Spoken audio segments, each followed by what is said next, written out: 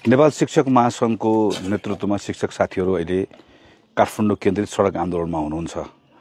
यो अवस्था आउने कुरा हाम्रो निम्ति दुर्भाग्यको विषय पनि हो र हामी सरकारमा बसिरहेको हिजो सरकारमा बसेका संसदमा रहेको राजनीतिक दलहरूका निम्ति एउटा लज्जाको विषय पनि हो।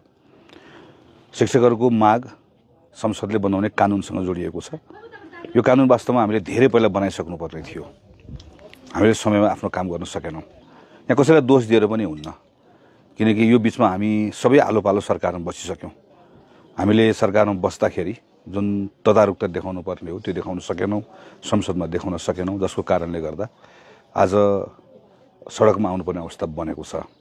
त्यसैले हिजो भएको गल्ती कमजोरीलाई हामी सबैले स्वीकार्नुपर्छ र कसैलाई दोषारोपण नगरिकन हाम्रो सामूहिक प्रयासबाट शिक्षकहरूको माग सम्बोधन गरेर चाँडोभन्दा चाँडो उहाँहरूलाई हामीले कक्षाको ठाउँ फिर्ता गराउनुपर्छ।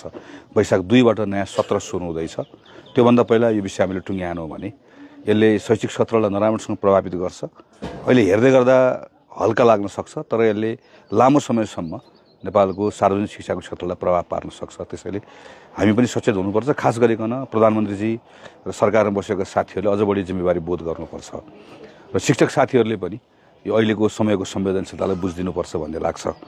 के गर्ने भन्ने सन्दर्भमा मलाई लागेको कुरा जुन मैले सरकारमा बसेको साथीहरूलाई पनि भनिरहेको छु, त्यो कुरा भनेको दुईवटा फरक ठाउँ राखेर दुईवटा चरणमा अथवा दुईवटा विषयहरू छन्। मूलतः पहिलो अहिले आन्दोलन र शिक्षक साथीले राख्नुभएका कुराहरू जुन कानुन नबनाइकन हल गर्न सकिन्छ, मन्त्री परिषदले निर्णय गरेर करिब 15वटा विषयहरू छन्।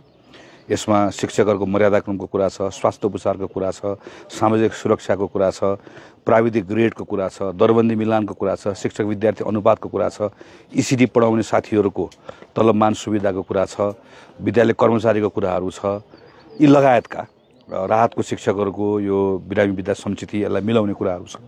यी कुराहरू छन्। यसका निम्ति केही कुरिराख्नु पर्दैन। यो गर्नुपर्ने छ। केही स्रोत साधनको आवश्यकता पर्छ, यसलाई हामीले जुटाउनुपर्छ। र आजै मन्त्री परिषदले निर्णय गरेर कतिपय कुराहरू सरकारका सम्बन्धित मन्त्रालयले निर्णय गरेर गर्न सकिने कामहरू छन्। यो कामहरू तत्काल गरौँ। यति गऱ्यौँ भने यसले एउटा विश्वासको वातावरण बनाउँछ। विश्वासको वातावरण बनाइसकेपछि हामीले नयाँ समझदारी गर्न सक्छौँ।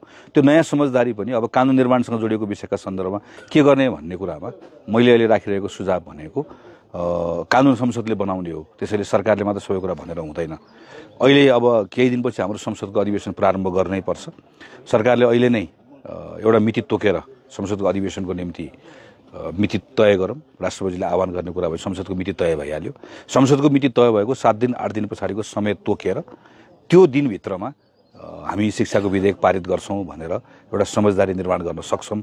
र विधेयकको अन्तर्वस्तुका सन्दर्भमा योभन्दा पहिल्यै शिक्षक सङ्घसँग महासङ्घसँग सरकारको एउटा समझदारी भएको छ। मूलतः त्यो समझदारी लगायतका अरू मागिरहेका जुन विषयहरू छन् जसमा कतिपय हाम्रो धारणा र मतहरू छन्, यी कुरालाई पनि समेटेर हामीले वार फुटिङमा फास्ट ट्र्याकबाट हामी यसलाई विधेयकलाई टुङ्ग्याउने, विधेयक टुङ्ग्याएर पार्लियामेन्ट स्टार्ट भएपछि पार्लियामेन्टको सुरु भएको 5 दिन 6 दिन कति दिन राख्ने रिजनेबल टाइम राखौँ, त्यो टाइमभित्रबाट पारित गर्न सक्छौँ।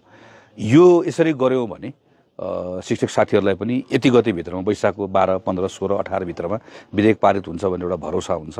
त्यो भरोसा लिएर उहाँहरू फर्कन सक्नुहुन्छ। हामीलाई पनि एउटा समय हुन्छ। यो समयभित्र काम गरेर हामी दिन रात नभनिकन काम गरेर विधेयकको कुरा टुङ्ग्याउन सक्छौँ। सरकारलाई पनि सुरक्षित ढङ्गले विषय अवतरण गर्ने एउटा सुविधा उपलब्ध हुन्छ। तर यो सबै गर्नको लागि विश्वासको वातावरण बनाउनु पर्नेछ। विश्वासको वातावरणको लागि यो कुनै प्रतिक्रिया व्यक्त गर्ने होइन। सरकारमा बसेको साथीहरूलाई मेरो अनुरोध छ कि मन्त्री परिषदले र मन्त्रालयले निर्णय गरेर हुने अहिले मैले उठाएका जुन कुराहरू छन् करिब 15वटा विषयमा उहाँहरूका मागहरू समेटेका छन्। ती कुराहरूलाई आजै अवेर नगरिकन यी कुराहरूलाई सम्बोधन गरौँ। यसबाट अलिकति सहज वातावरण बनाऊ भन्ने यो लाग्छ र यसका निम्ति म सरकारलाई पनि अनुरोध गर्छु, शिक्षक साथीहरूलाई पनि आह्वान गर्छु।